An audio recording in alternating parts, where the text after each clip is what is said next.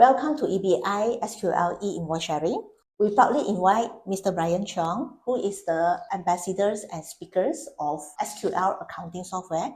He is a CEO of Syntax Technology as well. We are going to share a series of Q&A about e-Invoice to all of you.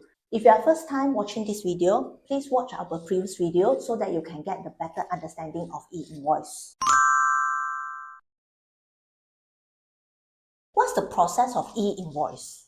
Now, first of all, the flow of e-invoicing will be the most important thing that you must understand. As I mentioned before, in e-invoice era, when you're creating your e-invoice, you need to get approval from LHDN. There are two options you can do this. First option will be through LHDN My Invoice portal.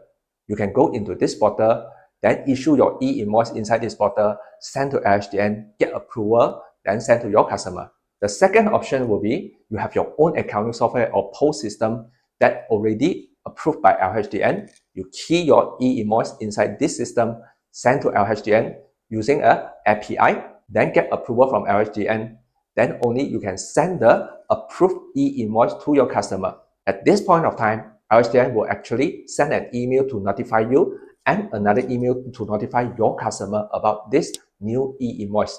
You have the right to cancel this e-invoice within 72 hours, and your customer will also have the right to reject this e-invoice within 72 hours.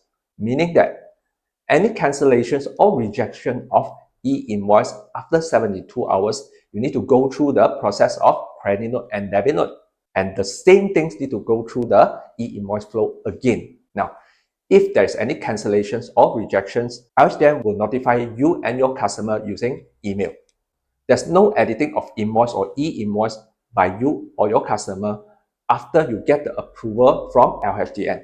So if you tend to do editing of invoice, maybe you need to think twice because this will no longer allow in e-invoice era.